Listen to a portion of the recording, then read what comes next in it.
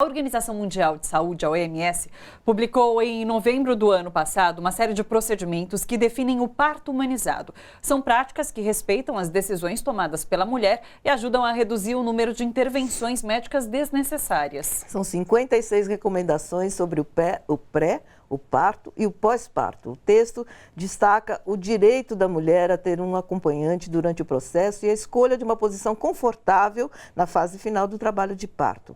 As recomendações são tanto para partos vaginais como para cesarianas.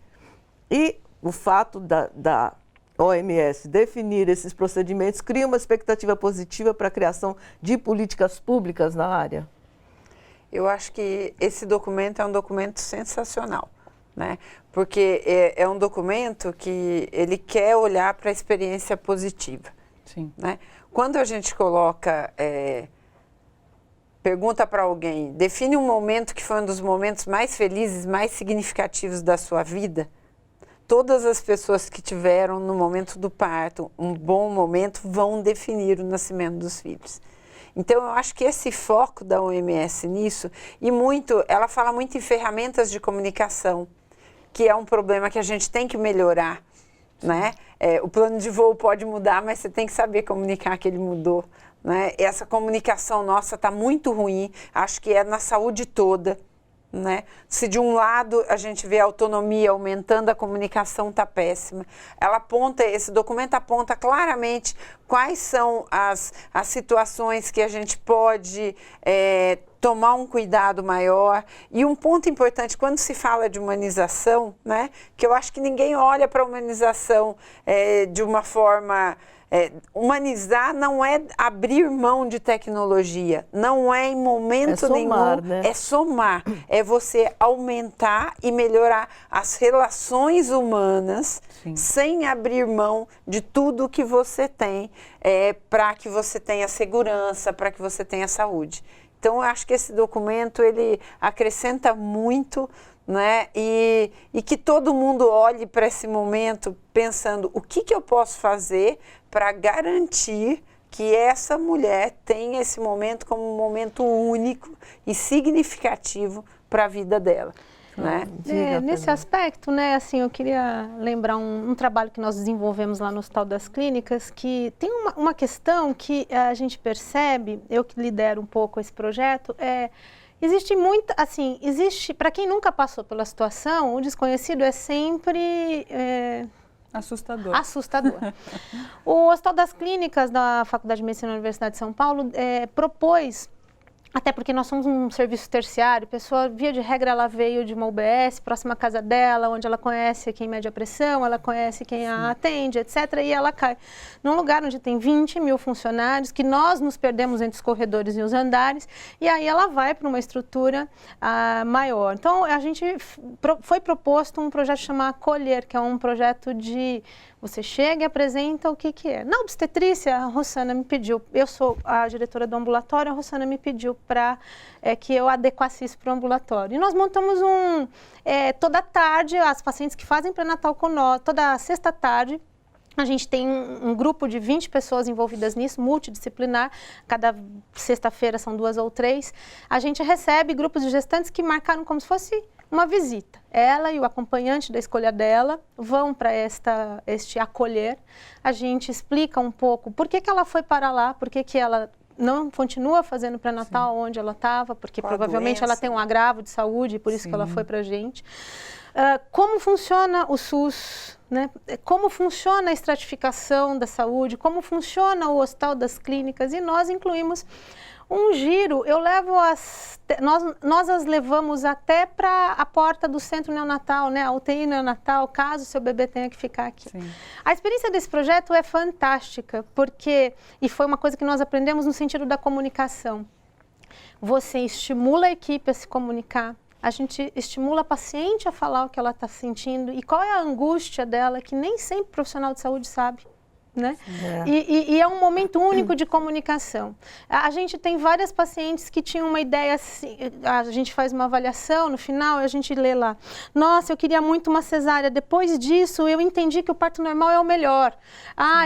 Entendeu? Assim, são coisas que não foram ditas. É isso que é humanizar, né? Você dá informação. Eu li um relato que me assustou profundamente. Eu não sei se isso é uma coisa rotineira ou não, acho que ninguém é melhor do que vocês para responder. Uma mulher que foi dar à luz num hospital universitário e que ela disse que ali na hora do parto ela já estava bem nervosa, estavam os médicos, estavam pessoas que ela não conhecia, estava vendo pela primeira vez, e que entrou um grupo de 6 estudantes para participarem, fizeram um toque, essas coisas. Isso é uma coisa rotineira? Acontece com frequência? É uma coisa que tem que ser equilibrada muito.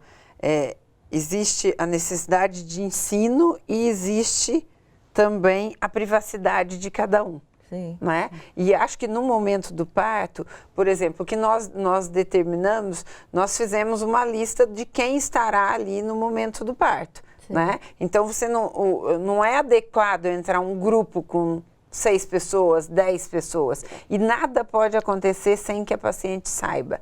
Né? Obviamente, a reclamação era essa. Obviamente, você vai ter uma situação assim. Por exemplo, se você tem... e hoje você tem muito treinamento de habilidades. O que são treinamento de habilidades? Você tem manequins que você faz treinamentos. Sim. Obviamente, por exemplo, vamos dizer, um médico que já é formado, que é um residente, fez o exame e está lá no plantão com a doutora Fernanda. Doutora Fernanda, eu estou com dúvida nisso. Alguém vai ter que avaliar novamente, porque ele é uma pessoa que está em treinamento. Sim. Né? Sim. Então, isso é uma coisa viável. Mas não é viável de forma nenhuma que eu ponha 6 pessoas para examinar uma pessoa. Sim. Né? Então, mas, na verdade, a segunda descrição era uma coisa como se fosse uma aula, assim, eles estavam ali vendo, não sei o quê, e alguns uma coisa que eu acho que tem que ter uma clareza e que nós não temos clareza para nada, né? Então, eu acho que o nosso problema é esse. Enquanto sociedade, né? A pessoa que é importante quando nós colocamos um plano de parto que está no site do hospital do HU, né? Que não é um plano, não é assim, este é o seu plano. Estes são os pontos que a gente precisa conversar para definir.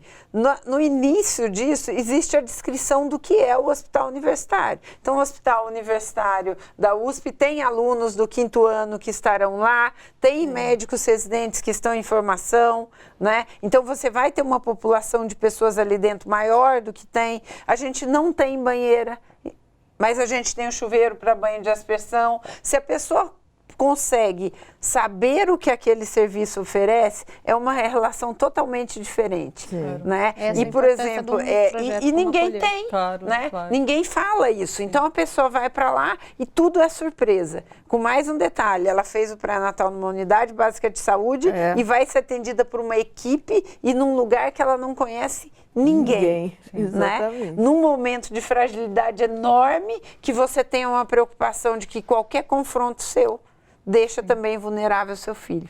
Então, olha as dificuldades que a gente tem que enfrentar e a gente não fala sobre isso. Precisa melhorar essa comunicação, né? Essa troca de informações. Agora, há pouco tempo começou a se discutir essa questão da epidemia de cesáreas. E existia até uma certa resistência ao parto normal, como você disse, né? Da mulher falar, queria cesárea, mas agora com a informação eu mudei de opinião. Em que momento que a gente está hoje? O Brasil está conseguindo reverter essa situação? Existe debates para que essa questão seja resolvida, para que o parto normal seja realmente encarado de uma forma mais natural? Né? É um desafio. Sim. Todos os dias, sim, né? Da gente ensinar, da gente mudar uma cultura. Nós aqui nascemos no final da década de 60, 70, onde a população como um todo, inclusive, não só os médicos, achavam que a cesárea era uma situação mais segura, onde você controlava tudo. E a gente sabe que a cesárea, como escolha de via de parto, ela vai impactar em outros problemas de saúde, ela vai aumentar, por exemplo, riscos hemorrágicos em gestações futuras. Sim. Hemorragia, de novo, que nem nós estávamos falando, segunda causa de morte materna no Brasil, primeira causa de morte materna no mundo, né, onde isso até é um pouco diferente. Então, de novo, acho que é um trabalho de educação contínua, onde a gente tem que falar, e a gente tem que falar numa linguagem não só da acadêmica, não só para os médicos, eu acho que a gente tem que falar para as pessoas. Essa minha experiência na Acolher é bem isso. Durante a visita, as pacientes vão perguntando sobre o parto e vão desmistificando na cabeça delas o parto vaginal, que é associado, de novo, com dor, com sofrimento, sim, e a cesárea seria uma escolha, como se fosse uma escolha... É normal. Eu sou dessa geração de que todo mundo nascia de cesárea. E daí, assim, para mim, quando eu fiquei, não tinha outra opção. Era cesárea. Você vai ter um bebê, você vai fazer uma cesárea. E depois que eu fui aprendendo do que se tratava, eu tive um parto normal, mas eu fui ter conhecimento disso muito velha. Então... A cesárea, ela passa no Brasil até por uma coisa que a gente não comenta muito, mas houve um momento em que a cesárea, inclusive, significava uma ascensão social. Sim. Porque a pessoa dizia, olha, eu posso pagar uma cesárea. Então, se a gente olhar, né, isso mais lá atrás tinha isso. Tinha. Né? Então, assim, o meu médico me convenceu de que seria ótimo você marcar a hora, você chega sossegado, sim, você não passa aquele transtorno todo, aquele nervosismo de não saber o que vai acontecer. Eu me convenci absolutamente, eu achei que ele estava coberto de razão. E quando a gente olha, horror, né? Quando a gente olha, na verdade, a conveniência e a situação voltou toda para a cesárea. Né? Se você pensar para um hospital, isso ninguém fala também, né? Para um hospital, eu tenho uma sala onde eu posso decidir se ela vai ficar destinada para partos normais, para trabalho de parto ou para cesárea. Um trabalho de parto dura 12 horas, sim, mas em 12 horas dá para tranquilamente, com todos os cuidados de higienização da sala, fazer 6 cesarianas. Sim. Economicamente, para o próprio hospital, o que vale mais? Claro, então, claro, é esse ponto, eu acho que é nisso também que chega a história da violência, né? Uma das pessoas citou aí, violência ao sucateamento. Então, o médico... debate sobre saúde pública, né? O médico é visto como responsável por tudo. Por que ele é o responsável por tudo? Porque quando você chega no hospital, quem é a pessoa que você vê é o médico. Você não vê quem definiu se lá tem anestesista ou não, né? Você não vê quem definiu se lá está sucateado ou não. Então, para tudo isso, a pessoa com quem você se relaciona é o médico. E é muito mais cômodo e é muito melhor que o foco seja o médico do que seja o sistema de saúde todo. Né? Claro. Porque aí você tem um culpado, você não precisa discutir. E falando disso... Então, acho que esse é uma coisa importante para pensar. E falando de sistema de saúde, a Rosana vai até dar risada, porque essa é a minha bandeira, eu encampei, né? O ouvinte está falando do sucateamento, não sei se necessariamente é só o sucateamento ou todo um processo social que a gente está vivendo, é assim... Nós somos um dos 189 países que em 1990 assinaram um tratado na ONU que eram as metas de sustentabilidade do milênio, de promover a quinta meta é promover saúde feminina, que é isso que nós estamos falando aqui, entre elas a redução de morte materna.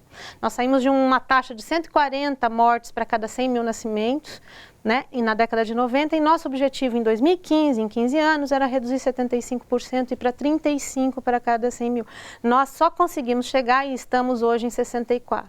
Mesmo estados como o nosso, que tem um acesso e uma estrutura de saúde, né, o estado de São Paulo, um pouco mais acessível, porque nós estamos falando de acessibilidade, não é só ao momento do parto, é acessibilidade a pré-natal, né? A principal causa de morte materna no Brasil, responsável por 1/5 das causas, hipertensão.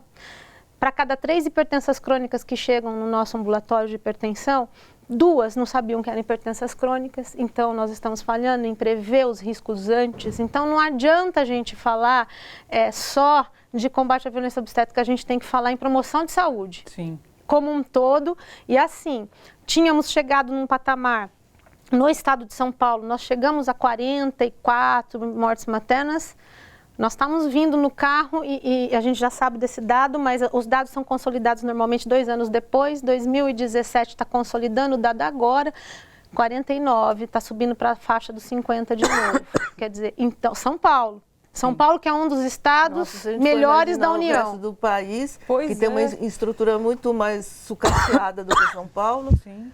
e a gente vê as E é um medidas que estão sendo indicador tomadas em sensível, relação né? à saúde. É um né? indicador social sensível, né? Assim como mortalidade infantil, assim, um dos dois principais parâmetros que a ONU, a Organização Mundial, né, usa para a gente quantificar aí o estado social daquele lugar, né? Então, nós, enquanto sociedade civil, a Sociedade de Ginecologia e Obstetrícia do Estado de São Paulo, né, um projeto aqui apoiado pela professora Rossana, a gente resolveu atuar naquilo que podemos. Né? O que a gente pode? A gente acha que uma parte dessas mortes pode acontecer por mau treinamento, do reconhecimento da situação de risco para o profissional de saúde que atua na hora do atendimento dessas mulheres. A SOGESP criou, no ano de 2018, um curso de emergências obstétricas que a gente aborda, faz um treinamento de um dia, a gente vai para o estado inteiro. Nas regionais, a gente faz treinamento para médicos, profissionais de saúde, para reconhecer as 3 principais situações de risco, que é hipertensão, hemorragia e infecção. Né? Então, é o que nós conseguimos fazer. A Rossana está tentando convênios junto às instituições públicas para a gente expandir esse treinamento e levar isso para mais gente. Né? Mas é um tempo muito difícil que a gente está vivendo, né?